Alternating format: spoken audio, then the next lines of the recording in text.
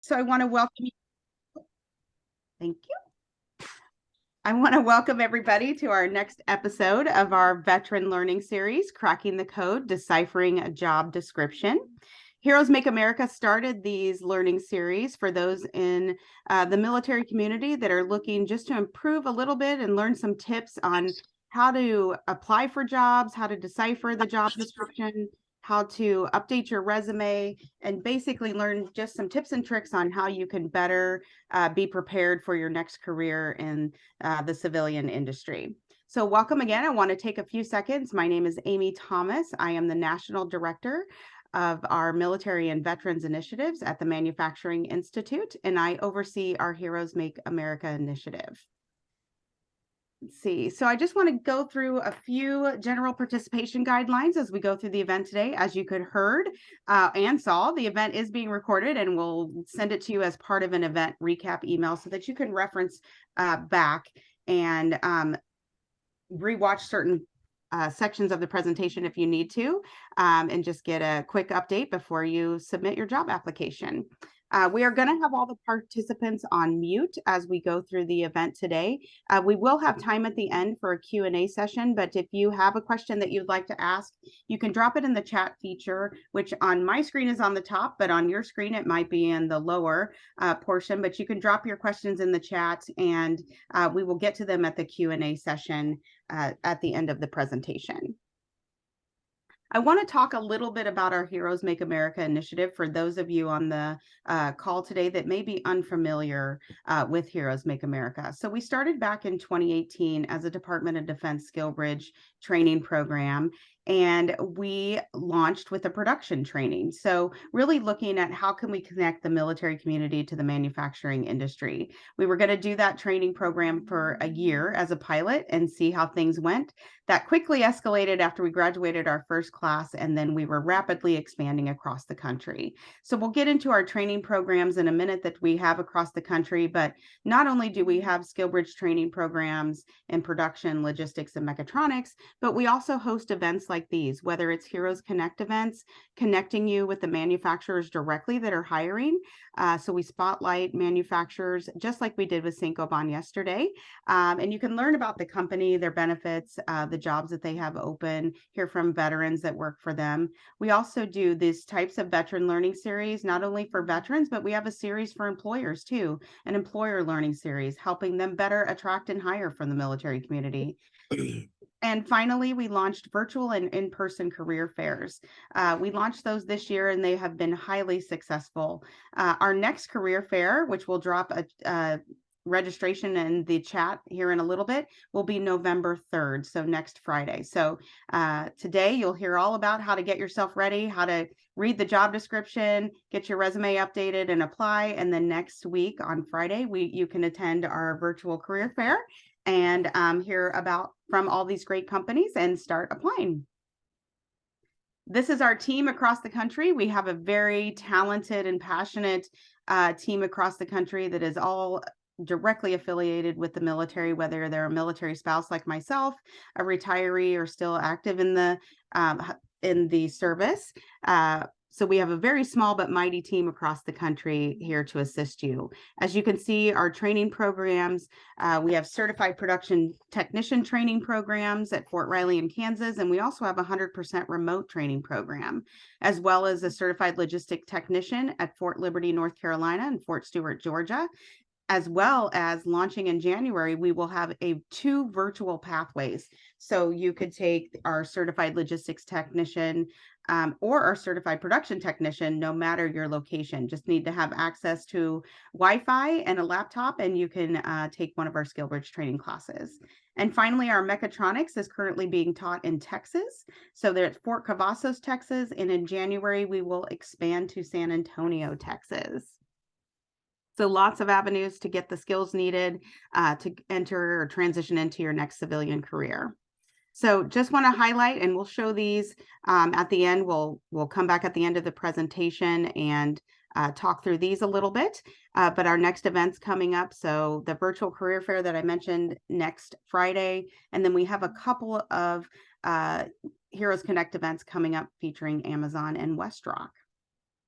So without further ado, I would like to introduce you to our speakers today, Chris Schweitzer, Senior Talent Acquisition Partner, and Daryl Huddleston, Regional Recruiting Manager from St. Gobain, one of our top Heroes Make America sponsors and incredible supporters of our program. So at this time, I will turn it over to Chris and Daryl.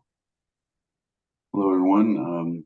Thanks again for having us, and really want to thank the Heroes Make America program for putting this on. As you already know, we're going to be talking about cracking the code, deciphering a job description. So next slide, please.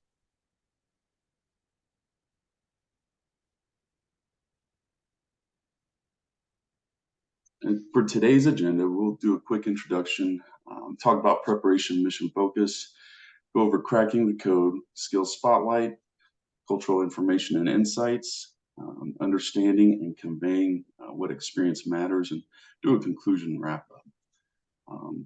There'll be some key takeaways, so keep that in mind. Move on to the next slide, please. Introductions. Go ahead and click on the next one, and we'll start off with Chris. Good morning, everybody. My name is Chris Schweitzer. I am a senior talent partner or recruiter here at St. Gobain Certainteed. I work fundamentally in the enterprise IT, digital marketing, and salaried professional space within our production environments. And I've been with the company since June of last year, June 2022. Prior to that, about 8 years at Rite Aid, doing corporate recruitment for them. And prior to that, I actually had made transitions into the recruiting field from retail work. That is where I had come from out of college. My college degree was in journalism. I have been in many different spaces that I've made my career, and I made that transition from one job, one sector to another. I know what that conversation's like. The transfer of skills, the visioning yourself somewhere, and having to make that journey to make it happen. I am really, really pleased and honored to be able to be here today, and I'm excited to share the information with you that we're gonna share. So thank you all for being in attendance. And hello, everyone. Thank you, Chris. Thank you for sharing all that. My name is Daryl Huddleston, a regional recruiting manager with St. Gobain. Our team covers the central and west regions for all of our manufacturing plants for Certainteed. I'm a U.S. Army veteran, 12 years, spent most of my time at the Great Place and was in 4th Infantry Division and 1st Cav, and then volunteered to go to Recruiting Command. I've been with St. Gobain since April of 21 and have been in this space for quite some time. So we'll go on to the next slide. Talk about preparation and mission focus. I know a lot of us, well, pretty much all of the audience, when we get a mission from the commander, go ahead and go to the next one, please. We prepare, right? Everybody prepares for their next mission and whatnot. So with this, looking at as you close this chapter of leaving the service, we're going to clarify your goals, right? Not we, but you will clarify your goals and get clarity at the end. And what is this goal? It's where do you want to go next? What career field are you wanting to get into? What company, what organization? Getting clarity on all those things and narrowing it down using SMART or STAR goals, right?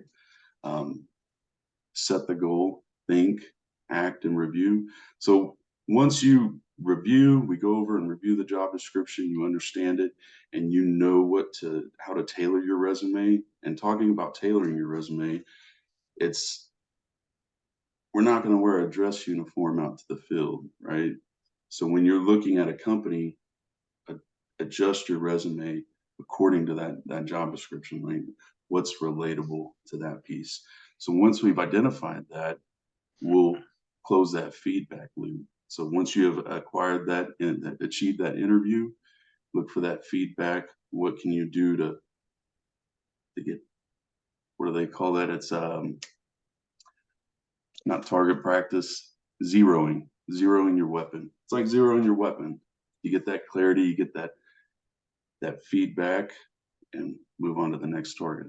So go to the next slide, please. Central concepts. So when you trust yourself, you trust your team, you're going to learn faster, right? That is something to think about. These are some things that we must have. Initiative. we learn more, right? Curiosity, we do more. So with trust, initiative, and curiosity, putting those things, getting mentally prepared whenever you review these organizations, look at these job descriptions, trust in yourself, take the initiative, and be curious, because that's going to open it up to where we're going to figure out what's going on in this job description. Go to the next slide, please. All about incorporating feedback. I know I talked about that earlier, right? So once we've identified the organization, we found the job description, and also keep in mind as you leave the service, a lot of jobs are not going to have the same title, right? It might have, um, let's say, machine operator could be a production operator in another location, or it could be a plant general. I know when I first got into manufacturing, I was like, what's a plant general? I didn't know that.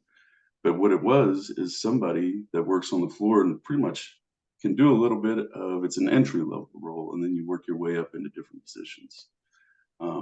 But incorporating that feedback, clarifying and getting clarity.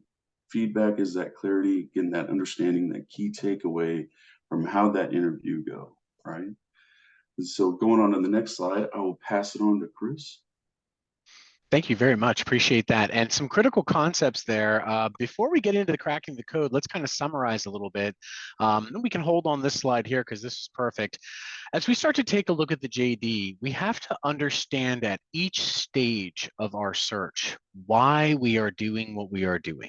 We are purposeful. And because we know why what we're doing, we're going to know what our goals are. That last section was all about understanding some fundamental concepts. First of all, looking for new work is an activity-based exercise. Think of it like a sonar ping coming out of a sub, recon, however you'd like to frame this. You send out a signal to get a signal back, and that's that feedback that you get, whether that's an application, an interview, feedback you get from anywhere, research that you're conducting, online, talking to peers or friends, anywhere that you're gaining intel about the landscape around you. That's the feedback that you're looking for. Why is that important? Because it's going to help you to determine when to go left, when to go right, when to go straight, when to stop, when to speed up, just like anything else. So to Daryl's point, the critical concepts there in that last section, the curiosity. I should be on the hunt. Looking for new work is about being a hunter. Number two, the trust aspect. I have to be open with myself and with others. It's about building relationships and making connections. And the best way to do that is to be open to that experience. And that means trust. And the initiative, 100% balls in your court. What you put into the top of the funnel of this activity, you will get out on the bottom. If you do not put anything into the top, you will not get anything out of the bottom. So it is very much that type of dynamic. What we're going to focus on here is giving you some tools and methodologies and techniques that will actually give you a way to take that from a chaotic, sort of ambiguous process and give you something structured to do so that you can get better at it. So we can develop mastery around this concept. Now, first thing I'm going to say out of the gate, this is one way of looking at this material. This is a starting point for you. As smart soldiers, you all know that your experience will continue to add to what you've learned, and that you'll be sharing that experience with yourself, with others. You'll be growing as you go through the process. So consider this to be a starting point, a beginning. Some of this you may already know, and in fact, I will suggest to you that many of the skills that we're going to talk about today, you already have mastery of. You've already spent the time and invested the time in yourself to be able to be the kind of person that can make this journey. So let's just give you the tools, give you the map, give you some recon, and help you to be able to do what you do best. So the very first thing we want to take a look at when we're taking a look at a JD is what are the parts of a job description that you're going to want to analyze? Then we can start to drill down and talk about what purpose they serve and what you can get from them. How can they help you? So the very first one is going to be job title. We've got our job purpose, duties, responsibilities, and those qualifications that you'll see. So let's start to pull all this stuff apart. Remember, always within the context of empowering yourself to be able to learn more. Let's go to the next slide. So the very first thing that we struggle with, we've heard this a couple different times here, and I struggle with this, civvies struggle with this like myself when they're moving from one company to another, one industry to another. This will not be the first or the last time that you will see the challenge of associating job titles. You knew what your job was before, and the organization that you worked with, in this case, your different military units and structures, are going to provide you with a certain hierarchy and a knowledge about that hierarchy. That's going to help you to be able to navigate that. Essentially, what we're going to do today is show you how to identify and read the lay of the land, to speak when in Rome, as Romans do.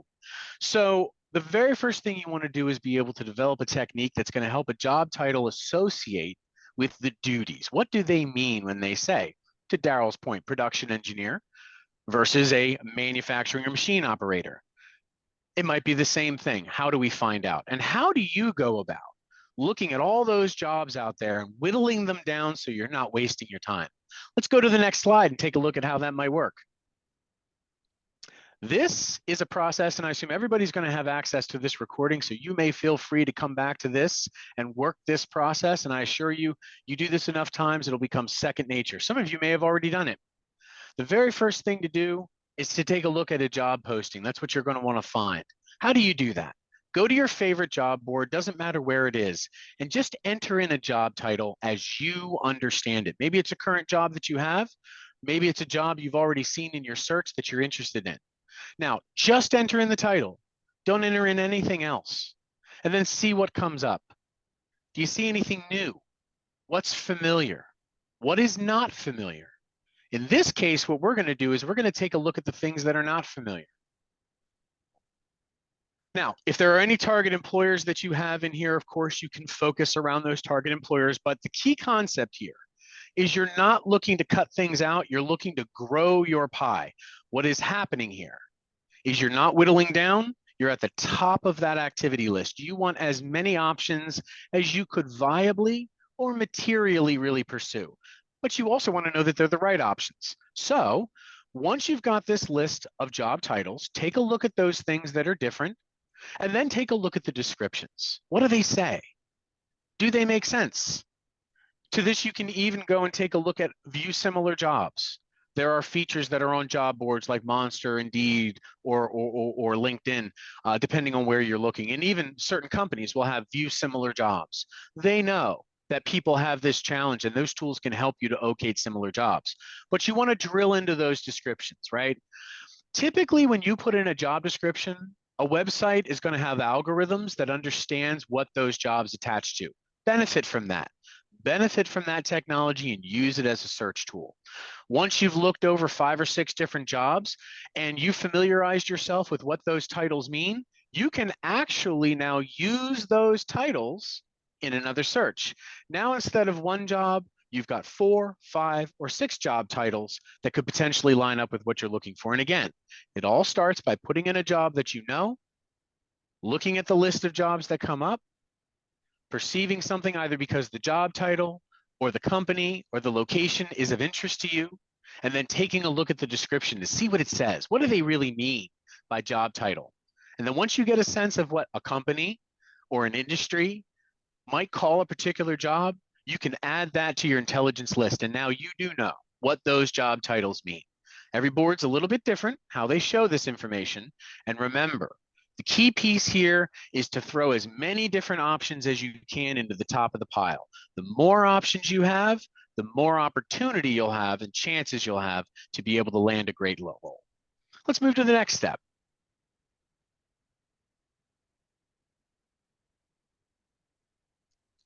So the next step is taking a look at job purpose. Job purpose is generally the paragraph that you're going to see at the top of a job description, but before the duties and responsibilities.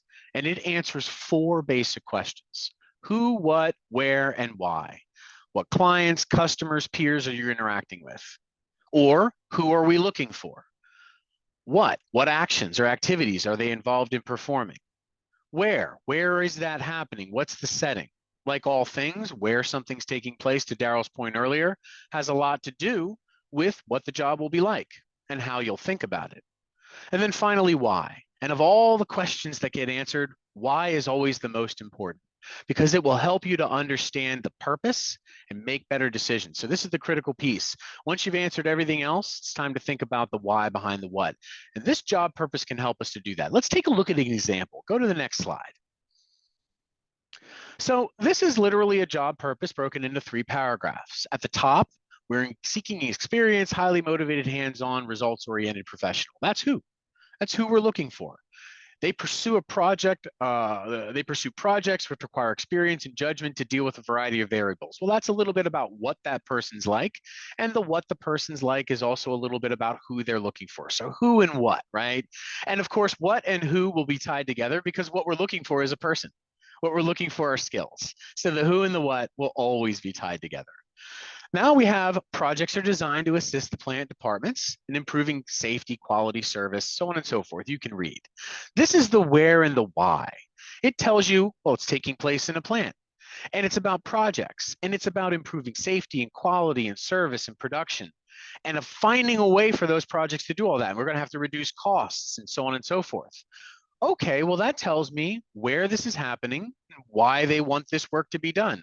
Why do they need a motivated, hands-on experienced project person to achieve all these things? I wonder if I've ever worked on improving service. I'm already starting to think, I think I'm experienced. I think I'm highly motivated. I've had hands-on work. That kind of describes me. I've worked in projects before. I don't know if I've worked in a plant or not, but I've certainly worked on teams and in a building. Maybe I need to learn more about that, but safety, quality, service, production stuff. Yeah, productivity. I've done all those things. Let me think about that. And then obviously at the bottom, you'll sometimes find an additional paragraph. This position requires a broad-based skill set ranging from hands-on troubleshooting processes to leading different projects to commencement to completion. What's that saying? We're looking for someone who has broad skills. We'd like someone who gets as much as possible about this environment. And that probably also can tell you a little bit. Sit back and think about what that really means. We need someone with broad skills. They can handle all this stuff from hands-on to strategy. There might be a broad series of responsibilities and a lot to own in this position. This sounds like something where I could have a lot of responsibility. I like that. I've had skills and I've had roles before where I had a lot of responsibility, where I've even taken on responsibilities that weren't necessarily my own and found a better way to do it. I'm beginning to understand what the purpose here is. All right, now that I've done that, I want you to think about the following thing. At every stage, do you have a meaningful connection? Personally, do you see a meaningful connection to this purpose? Does this purpose represent your purpose? Has it represented your purpose at some point before, professionally or personally? This is where you begin to decide whether or not this is something that's of interest to you. Let's go to the next slide. Now, stepping out from that purpose and title, we start to get into the job duties, everyone's favorite. There are some very easy ways to go about understanding this. And again, you'll have access to this deck, so you'll be able to come back and reference this material. But for the sake of moving through and exposing you to all the ideas, let's focus on what they are and just jump in. Repetition and order of information. If you see themes or keywords that are mentioned more than once, and this is in those bullet pointed requirements, that's what we mean by job duties, right? If you see things that are repeated or a theme that is repeated more than once, that's a critical part of that job. That was specifically put into place because they're trying to say something. You definitely want to focus on that as a priority. Now, what do I mean when I say a priority? Aren't all the bullet points important? Well, we're going to get to some of those qualifications and other pieces. You might see a job description that has 20 bullet points. Which one of those matter? Which one of those don't matter? Well, we all know that we've taken on roles before where we had some of the foundational skills, but then we were going to build the rest. We also know that building skills in a team is part of what makes that team great. That not knowing something can be just as much of an asset as knowing it and being able to share it. Just depends on whether or not you know how to fill that gap. So when we think about job duties, there are going to be areas of growth. There are going to be gaps. But when it comes to the things that are repeated, these are the things you really want to be strong on. So when you're thinking about which of these should I really care about, which of I shouldn't, those things that are repeated, themes or keywords or skills, are absolutely must-haves. Now, they may be a mix of core abilities that are crucial to thriving in the job. They may be personal qualities that will add up to the team. in the workplace. There's a lot of different things that could be out there, but pay close attention to repetition. Number two, and this one's really simple, order of information. If you take those 20 bullet points in a job description, the top 4 are going to be the things that are the most important. And specifically, what they will be are the things that you are spending the most time doing. That is literally how a job description is written. If you go in the back end and our HR team is working with a hiring manager, they will ask them, what percentage of the time will a person be performing this task? They're doing that because they're trying to figure out how to compensate and how to be able to put skills in place. Well, the top things go at the top. So the top 4 bullet points, the top 2, the top 3, however it looks like, are going to be the most critical pieces. So always make sure that you have those. These are really the non-negotiables for a job. And again, let's pause. What are we essentially doing here? We are looking for repetition so we can identify what's important. We're looking for order of information so that we can identify what's important, what we need to speak to. But at the same time, what we're essentially doing is just what we were doing in the job purpose before. Do I see a meaningful connection to what they're asking for? When I sit back and think about what they're really asking for, do I understand that? Does that describe me?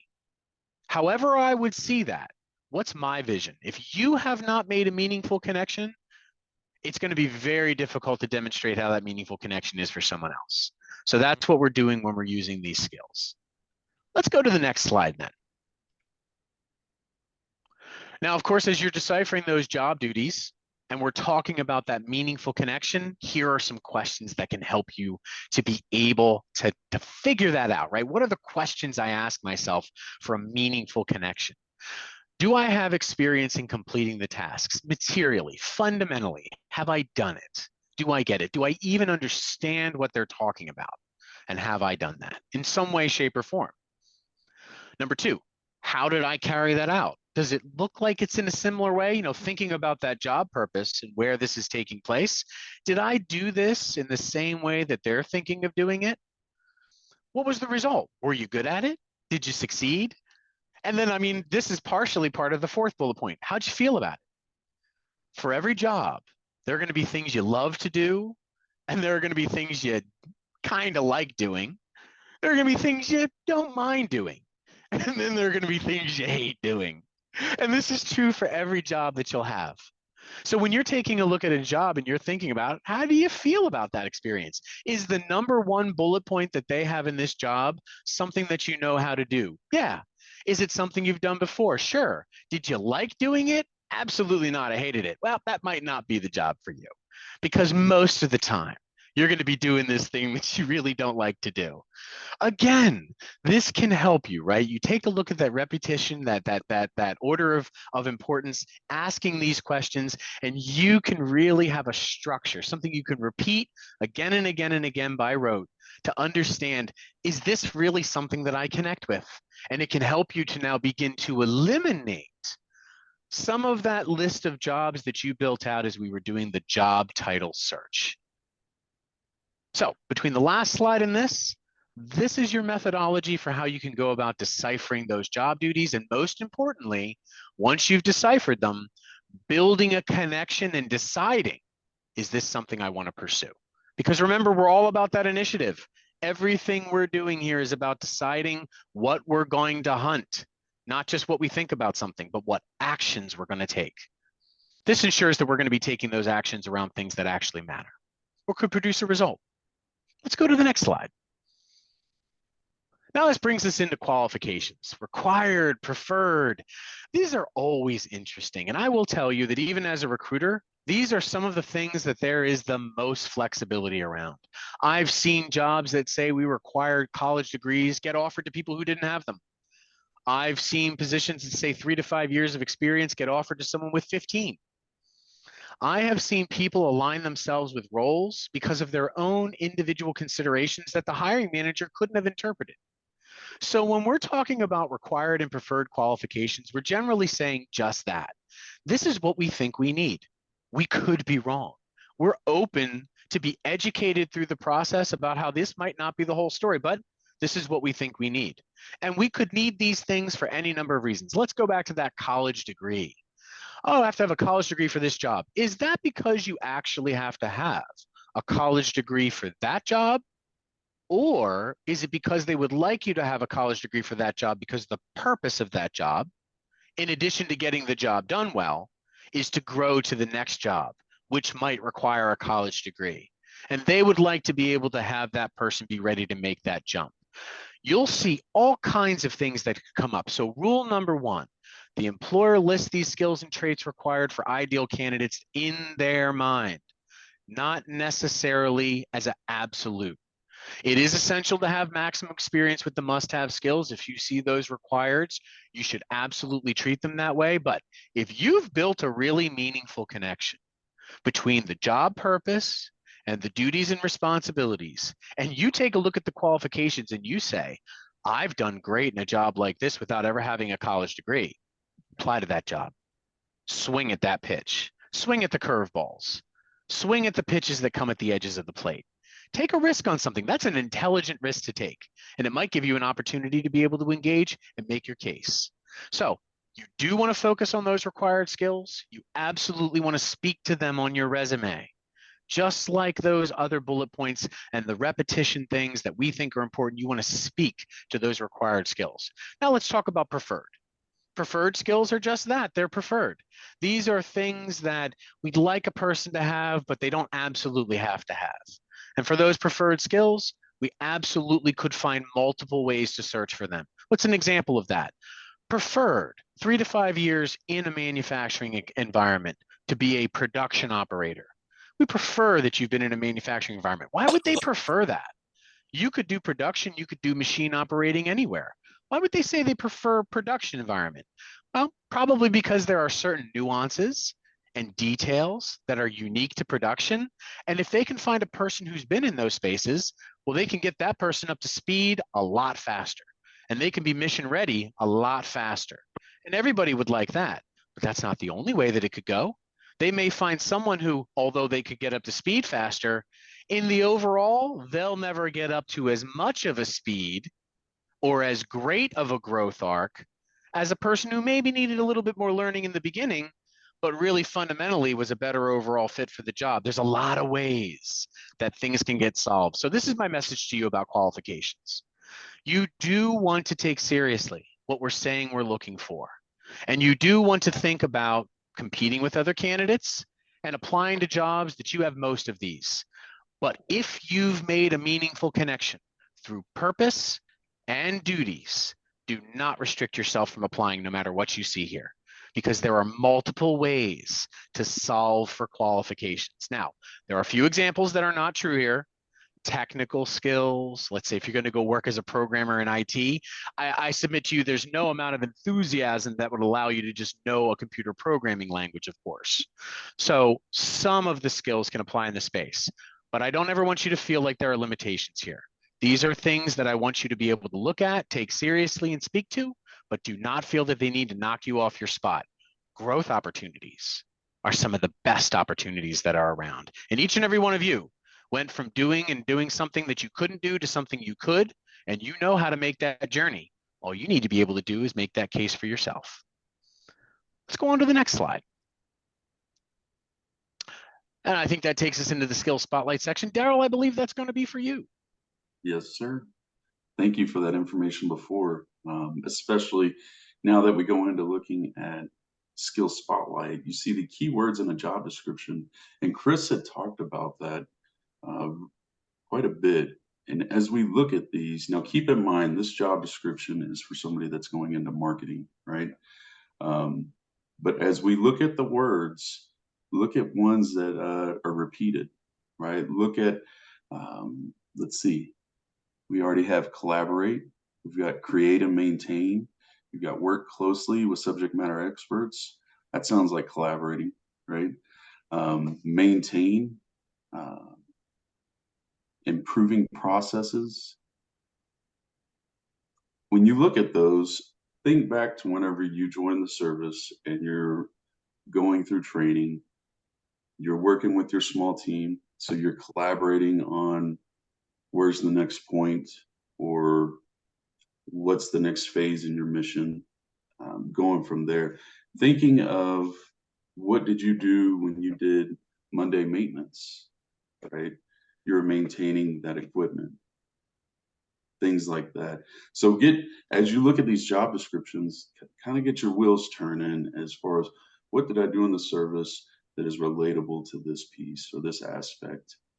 And every job that we have done or that we have held in the service, there is some correlation. And it's those, if you look at those soft skills, maintaining your weapon, maintaining your uniform, right?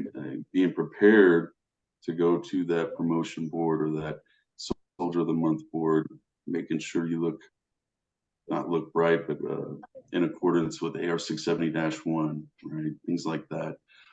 Go to the next slide, please. Now we're back to the basic qualifications and preferred, what Chris was talking about before. As we're looking at these, you've got 3 years of design experience, right? So those are basic, and there might have been things that you designed in the service, right? Thinking like that. English and technical writing. Let's say you don't have a degree, but you did monthly counseling sessions. You're a team leader, doing evaluations. If you're an officer or an NCO, looking at those things. I know we're all like, oh, whoa, not the red ink. They always red ink it whenever they send it back to me. Go ahead and fix these corrections, right? And when you look at these qualifications, as Chris said, depending on the role, like what do you say, programming engineer for computer software, there's not enough enthusiasm to get that going, right? But when you think about it, and in some of these qualifications, you can work with them. They are moldable. Strong in written verbal communication skills. That might go back into the why. Why do we want you to have these skills? Why are they preferred? Why are they basic qualifications? Let's go to the next slide, and then we're going to go back 2 more slides, and we're going to look at something totally different. So why does it matter, right? We're looking at the job description in a cultural lens and look at some of their insights. So go back 2 more if you don't mind. Right here. So as we look at this and we think about the culture of that business, right, it almost seems like they want a self-starter. They want somebody that is going to develop things. So they're looking for somebody that's going to take initiative. So that might lead to having the autonomy to do these roles. So it might be an organization where micromanaging is not probably involved in that space. So when you review these job descriptions, it'll also give you an insight of what that culture may be like. So it might be, go back to what Chris was talking about earlier. How'd you feel about those experiences, right? So when you look at those job descriptions and you're like, okay, comparing the two, that might help you choose as far as what you're looking for and clarifying those goals. So A few we'll go on things, to yeah, go Daryl, ahead, just to interject a few things here too, yeah. and remember it as you're taking a look at this information, you're always coming back to that meaningful connection piece. To Daryl's point, it's what does this mean to me when I think about this person? Who is this person? What do they look like? What do they sound like? What are they doing? What conversations do I imagine them having? Right? And is that the kind of environment that I'd like to be in? Right? What do I think about that? And developing an idea around that, trying to identify what you believe a landscape looks like. A lot of times, and let's go to the next slide just for a second, because there was something I missed in my section on qualifications that I think presents itself here. Sometimes basic or required qualifications and preferred qualifications can be a question of priority, must have or like to have. But sometimes, to Daryl's point here, when you look at the same JD, preferred qualifications, look at what they're doing here. They're kind of describing the type of person not so much technical skills, although there's some in there, right? Content management systems, project management tools. But this is kind of talking about the kind of person, right? I'm trusted, I'm engaging, I can influence people, right? Well, why would I need to influence people? Well, probably because they don't report to you, but you need to get things from them. Can you do that? Have you done that? These cultural insights describe the type of person they were looking for too. So I missed this a little bit when I was talking about those preferred qualifications. Everything that they give you in a JD means something. So I think that you could derive some of that as you take a look at this too. You know, that difference of, and they're thinking, what kind of person are they looking for? This can help you with that as well. So thank you for just letting me interject that. Yeah, no, thank you. We'll go on to, I believe it's two more down. Here we are. Oh, and now we are running into everyone's favorite. So eventually, at some point, rubber's got to meet the road and we got to make this happen, right? We've been talking about mission focus, getting in the field, taking action. The first action you take beyond this research, and hopefully what you can see at this point. Let's kind of summarize what we've done so far. We've figured out a way to identify targets.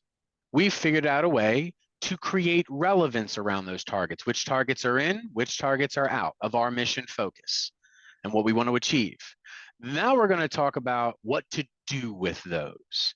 And in the course of this, obviously, everything we've been doing so far, all these meaningful connections, the information that you've taken away from the job description, the reason for doing this wasn't just to decide what to and not to apply to. It was also to decide how to apply. How am I going to apply to these things? Because that's the great question, isn't it? What am I going to show? What am I going to talk about? What's going to make them pick me? Every job's going to have one person. Everybody else isn't going to be picked. What's going to make that one person me, right? We start to pivot away from selecting target to hitting the target. So let's go to the next slide. So one of the things to think about from a resume side, and we're not going to get too deeply into any of this, you could have hours and hours and days and days and days on resume writing. It is an extensive science, so much so that there are companies and professionals who devote entire careers to assisting people to write resumes. And so that's a great message out there. You and I and everybody else hates writing resumes. It is one of the least desirable things in the world. So just like everything else, it's good to have a plan. The first thing to know is that the design matters. Content does matter, but where you put that content on the page can have everything to do with whether you're going to hit. Now, there's a concept here to think about. What's going on with this resume? What is the purpose of a resume? The purpose of a resume is to get a recruiter to call you, period. The purpose of a resume is to get a recruiter to call you. And that's it. How you'll go about delivering that and accomplishing that can be achieved in many different ways. And depending on what job or field or level of position you're applying to, there are multiple considerations about how to go about achieving that. But make no mistake, it is first and foremost about one thing. I want that recruiter to call me. Now, there's a metaphor I like to use with this, and it has to do with, like, you know, let's say we're traveling down the road and there's a restaurant that's near a freeway, and they know they get a lot of business from the freeway. Well, how do they do that, right? I mean, if their restaurant's right on the side of the freeway, I suppose they could do that, right? Their sign's going to advertise itself. But let's say they're about 2 miles off the freeway. Well, they're going to have a billboard up on the freeway. Well, what's going to be on that billboard? Is it going to be their whole menu? No, it's going to be the things that they know you are going to respond to just enough to get off the freeway and go to the restaurant. Then when you get to the restaurant, they're going to give you all the menu. They're going to give you all the stuff, right? They know you're not just going to buy the burger that you saw. You're going to buy a drink. You're going to buy more food. There's more of you probably. Resumes function in the same way. They function exactly the same way. It is just enough to pique the interest of the recruiter, so they will contact you. And when they do, now you'll have the chance to share a lot more information. So what are we putting onto a resume? Only that which is going to help you target it and be perceived as the candidate for that job, an undeniable, unquestionable, obvious choice to want to talk to, because that resume speaks to that job. This is why design matters, because the design is how you'll achieve that. And design could be shapes, colors, format, wording, anything that goes on the paper, including how it's organized. So we're not going to go into all the options because, again, that is a massive discussion. But let's go to the next slide and take a look at an example. So these are a few things and content considerations that you might think about. What am I going to highlight or bold? What about those keywords? Remember, we talked about repetition? This is where that identification, beyond just identifying whether the job is for you or not, this is where you're also identifying what you might want to put on your resume. If there's something they repeat, you should be speaking to it as well, because now you're having the same conversation. Imagine you were going on a date and you were going to speak to a person across from the table on you, and they start talking about something like music. You probably want to talk about music too, because if you keep changing the subject, it's going to be weird and they'll never get on that same page. That connection will never happen. Resumes are the same way. A recruiter looks at a resume that gets sent to a job, and the resume could be a fit, but kind of leaves it up to me to decide whether it is. Chances are I'm not going to focus on that resume because of two things. Number one, I'm not sure, and I really don't have the time to figure it out. I'm going to be looking at this for 10 to 15 seconds. I've got hundreds of resumes to look at. So I need to be able to have quick access to what matters most. So that's where these keywords and what we highlight, we bold, right? Where are those keywords located? Think about and this is an old example of this, but you can really find this almost anywhere. Think of a headline for a newspaper, or better still, think of a newspaper that's in a 7-Eleven, a convenience store, maybe a newspaper vendor. There's a concept called above the fold. What do we mean? Well, newspapers are folded in half, they're laid on their backs, and they're advertised. What are they advertising? They're advertising the big headline, the front page news, because that's what's going to get you to buy that paper. Same thing. They want you to buy it. They're going to put the information they think is the most likely. What's that going to be? Well, that's going to be the conversation of the day, because that's how it is. Same thing is true here. What do I put at the top? What do I put at the bottom? What do I highlight? Am I showing my next level of experience? This is an interesting one. Am I focused on the job I'm going to? Or am I only talking about where I've been? If I'm just talking about where I've been and the resume isn't written for the job that I'm going to, I'm missing out. Is it showing entry or mid-level career experience? Is it the appropriate level of experience? A resume for a person in an entry-level job is going to look very different than a manager resume. Is your education there? Is it relevant? Is your resume clear? These are some of the content considerations you want to have. Now, these concepts can be a little bit nebulous, right? Even though the words make sense, we're like, well, what does that really mean? Let's take a look at the next slide and actually get an example of what we actually mean from this. So these are both a little bit small. Within the PowerPoint, they can be pulled out. The files are attached there. For the time being, for those of you who might want to explore, just take some time, try to blow up your screen, zoom your screen presentation out a bit. You might be able to see some of this. I am sharing this example with you as an actual real world example of what I'm describing, and it works. This resume belongs to a professional mechanical engineer who works for Saint-Gobain. Has worked for Saint-Gobain for some time, as you can see, 2021. This individual was interested in moving into a desk side support or service support, IT desk side support, right? That frontier of service support for IT. Wanted to do that. He had had a lot of experiences and interest in that for quite some time. He actually did have some very good experience, and he was great at client engagement and solving problems. I mean, as an engineer, problem solving is right up their alley. He had great client skills as well, excellent verbal communication, and a wonderful team focus, those non-trainable skills. So in his mind, he's thinking, this is a great position for me. I have a wonderful, meaningful connection to it. He did all those things we talked about. He knew what the job was, he applied to the role, and he sent the resume in the left, the before over. This resume is coming from where he's been. I've been this, I've done this. Here's my projects, here's my education. Obviously, these things are the things I've been doing and where I've gained experience from. And yet, the resume speaks to mechanical project engineer, data science professional. It speaks to the work he's done in the vein of where he's been. This resume was used 3 times and was rejected 3 times. And I will tell you that I personally met with this individual, And I also calibrated with the hiring manager and said, here's what I found. I thought this person was interesting. It still didn't work because it wasn't demonstrated. They said, well, it's not on the resume. You know, they should be able to speak to it here. So on the fourth attempt and go around, we had a job that came up. We did the one on the right. I worked with him to rewrite his resume. This is the same exact person. And in fact, if you look at these two, you'll see much of the information is the same, but there is one key difference. All of those insights that he had, all of the things that he had done intermixed into the work that he didn't leave it up to somebody else to assume or to find that.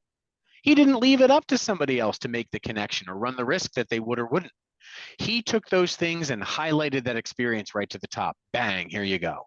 And I'm just going to cut to the chase here. This resume got a hit. And he has since been moving forward in a process to be interviewed for the role.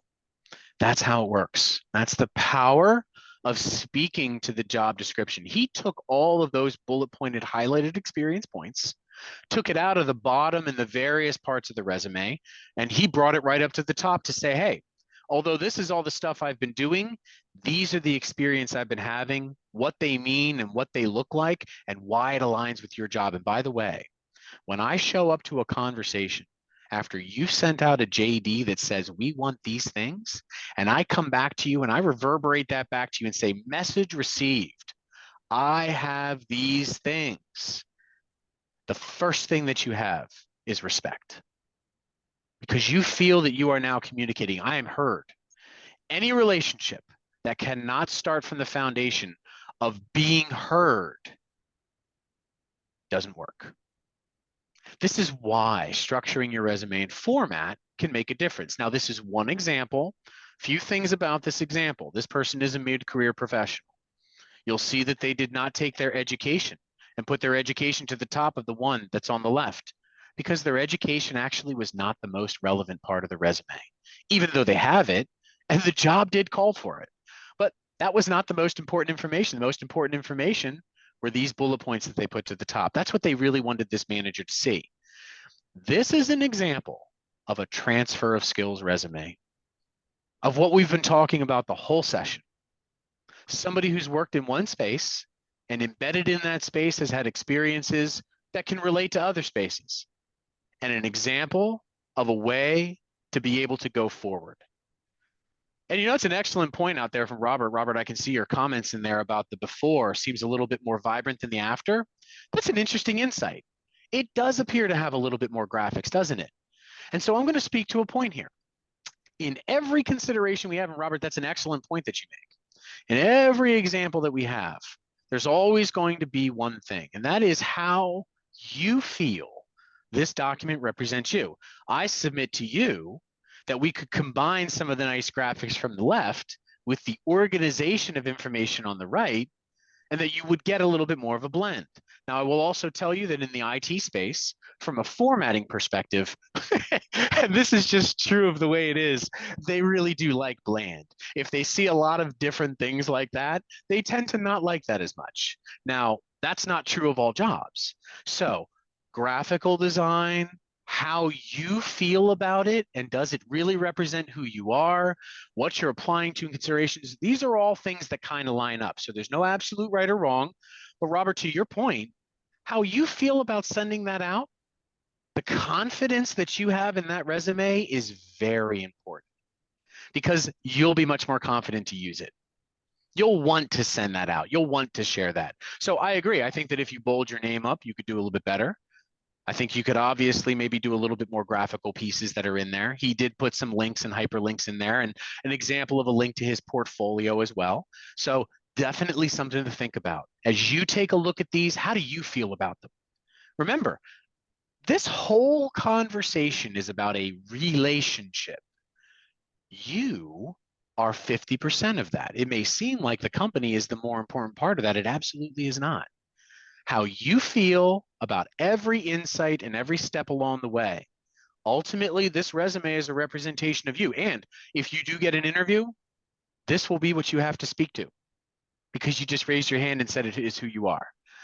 Hopefully, if we go through this process, what you will see is we start from mindset to get oriented to approach, filter, and engage in the right way. We build into an understanding of how to identify targets. We think about how we're going to approach and hit those targets. And then we execute with a purpose. And we're always doing that with the intent that we're going to move forward. And you're more than welcome, Robert. And I think once again, those insights and sharing those insights. You know, interesting, Marvin. You're talking about feedback in there. That's an interesting piece. They do struggle to get some feedback, and I don't mean to go off topic here, so I'll just finish my one point, but I'll speak to that. You know, that concept of here making your resume be something that you're proud of, and that it's going to add up and culminate to the same conversation. I'll give you an example of something that everyone can maybe chuckle at, whether you use this or not. I myself do not, but you better put your real profile on the dating board, right? Because eventually you're going to show up to the date and they're going to see who you are, right? And you know, why would you do that to yourself to not have that? Put the best self on there, put the right stuff on there. You're going to get the best result. You're looking for a match, right? And clarity is the goal. Clarity is the goal. Now, I did hear here, and I know that we're coming to time, so I don't want to monopolize too much, but the concept of feedback. What do you do when you don't get it? Now, there was a slide that we had before that talked about ambiguity. We don't have to go back to it, but I want to address that question. If you are not getting feedback, that is unfortunate. There should be feedback. You can ask for feedback. Sometimes you won't get it. Recruiters oftentimes will struggle to provide it because they're not the ones who interviewed and wouldn't necessarily know. And oftentimes hiring managers will be a little reticent to share their thoughts. So feedback within a particular interview can sometimes be difficult to find. I'm going to suggest the following thing to you. Part of the reason that you're cultivating multiple opportunities is because there are any number of things that can go wrong, and many of those things will not be things that you can control. You know what I say when I see something that I can't control? Don't try. Don't waste your time on it. Don't spin your wheels on it. If an organization is ambiguous and is not providing, it's a very good question. If an organization is not going to provide you with feedback, maybe you don't want to be there. Maybe part of what you're testing when you're interviewing them is whether or not they're treating you well. Prioritizing communication. How do they behave? Just like you were going on a date. Is that person interested? Are they wearing a big shirt that says, I'm absolutely committed to not letting you know what I think? If they are, you're going to have a problem. And so these are things that you can look at in the process. So I can't say that I have an answer to get feedback when feedback is not being offered. You can always ask, you can solicit, you can maintain communications with recruiters. You can try to do that. But if you don't get it, I submit to you, if you feel that that is disrespectful, which I feel it is, and if you feel that that is something that keeps you from being able to pursue that role, then don't. Shift your gears and focus on another opportunity. The right opportunity will be a combination of a number of different things. And it is okay if after an interview, you arrive at the clear and rational conclusion that this is not the place I want to be. Now, I know that that might sound strange because if you're unemployed or if you're underemployed, if you're looking to step forward, I would say, you know, obviously you want to win. But at some point you have to recognize when the game is done. And in terms of staying persistent, persistence, follow up once, but if you get a signal back after following up that there's not a feedback piece, then yeah, don't spin your wheels. Try once, you know, red light, don't fight, turn right, assume positive intent. Maybe it was busy, maybe there's something else going on. But if you cannot get any feedback and they're not communicating, then you can just go ahead and move on. And I know that we're over time right now. There's a little bit of Q&A there. I didn't mean to take away from it. We have a few next steps. I'm going to back away. Again, there's a ton to share here. These are starting points. You'll have the deck, but rational, pragmatic, honest, clear initiative. And it's okay if clarity ends up being that the answer is no. All right, so we'll put it all together here. Understanding how to put all this content and experience together into something tangible is the point here. There's always going to be a little bit of this rolling of the dice like we talked about, right? You're never going to know everything. There's always going to be some risk, but here, what we're doing is we're giving you a way to rationally reduce that risk and identify levers that you can control to such an extent that you can create a volume of activity and not be overly frustrated. Feel like you're doing and be confident that you're doing the right thing. not necessarily need to get the right result. What if I told you that, I applied to a job and I applied to that job, but I didn't get an interview at the job, but I didn't do anything wrong. That was the right result. Maybe I wasn't the best fit. You don't have to be frustrated. You just have to try again. And so there's a degree of persistence, creativity, flexibility, humility, risk taking. It's just like going on a date.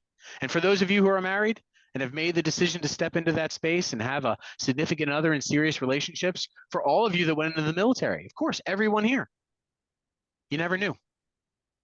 You don't know where that journey is going to take you, but you do know how you're going to walk that path.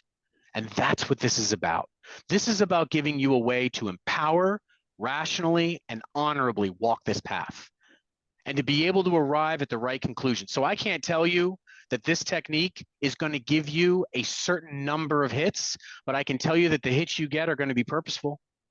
I can tell you that when you get traction, you're going to know what to do with it. And I can tell you that your efforts here will build and grow, right? And your resume and everything we do here, it's all a reflection of you. So what we share, what we look to grow, what we look to build, what we look to be a part of, it all starts by building and making that meaningful connection. That's what we've got. That's what we've got for today, I believe. Thank you, Chris. We go to the last one. Really, everyone, thank you for your time. I know we're over, Amy, but would you like us to answer any other questions or?